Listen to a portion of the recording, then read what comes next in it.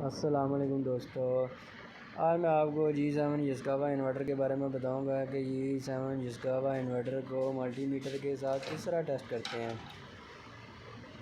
سب سے پہلے میں یہ انورٹر کو آن کرنے کے لیے آپ کو کنیکشن بتاؤں گا کہ انورٹر کو آن کیسے کرنا ہے۔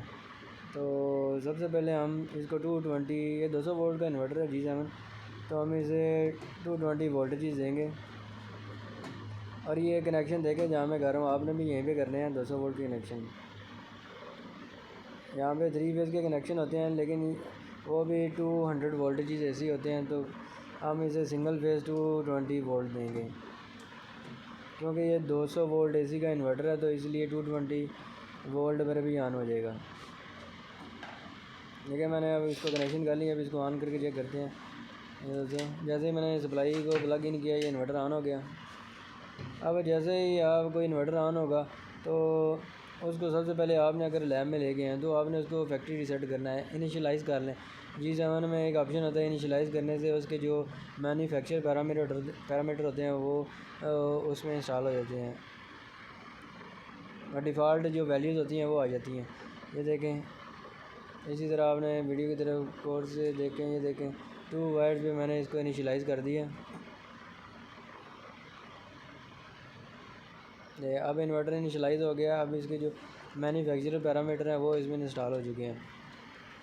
اچھا دوستو، ایسا کرنے کے بعد آپ نے اب یہ ٹیسٹ کرنا ہے کہ یہ انورٹر ٹھیک کام کرتا ہے کہ نہیں۔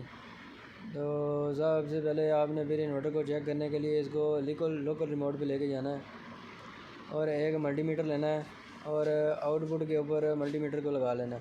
ویسے تو ہم 3 بلب کا سٹار بنا کر بھی انورٹر کو چیک کر سکتے ہیں، لیکن وہ بھی ایک میتھڈ ہے، اس سے بھی آپ چیک کر سکتے ہیں کیونکہ انورٹر نے جو ہوتا ہے نا وہ یہ VF کنٹرول ہے، تو فریکوینسی کے حساب سے اس نے وولٹیجز بنانے ہیں۔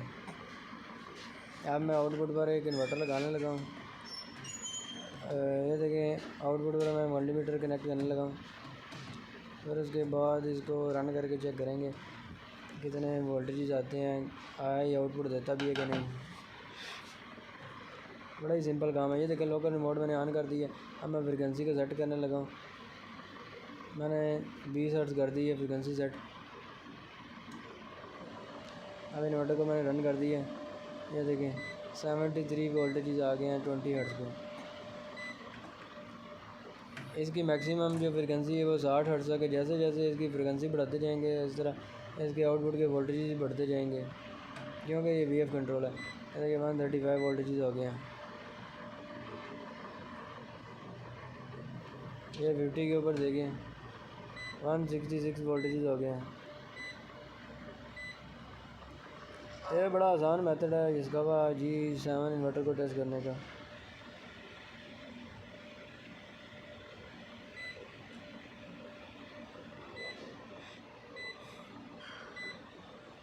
یہ دیکھیں میں نے اس کو 60 ہرٹز پہ کر دیا تو پورے 200 وولٹیجز آؤٹ پٹ کو دے رہا ہے انورٹر۔ یہ دیکھیں دوستو، یہ 200 وولٹ کا انورٹر ہے اور 60 ہرٹز کے اوپر یہ پورے 200 وولٹ دے رہا ہے۔ اب میں نے اس کو 30 ہرٹز کر دیا، 30 ہرٹز پہ دیکھیں، یعنی کہ میں نے 60 سے 30 ہرٹز کیا، اس کا مطلب ہے کہ 200 سے 100 وولٹ ہونے چاہیے، ہاف ہونے چاہیے، فریکوینسی بھی آپ کی ایسی وولٹیج آؤٹ پٹ پہ ہاف ہونے چاہیے۔ دیکھیں دوستو ہاف وولٹیج نکلیں کیونکہ اس کا جو کنٹرول میتھڈ ہے نا وہ VF کنٹرولر ہے۔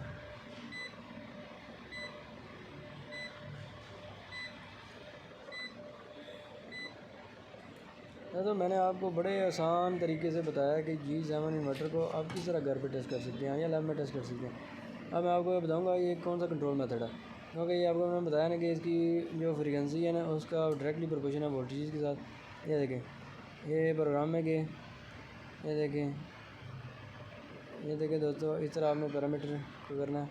یہ SS لیول اس کا آ گیا، یہ اس کا کنٹرول میتھڈ، یہ دیکھیں اس کا جو کنٹرول میتھڈ ہے نا وہ VF کنٹرول ہے۔ پھر اسی طرح دیکھیں نا VF کنٹرول فریکوینسی کے حساب سے وہ وولٹیج کو ریگولیٹ کر رہا ہے۔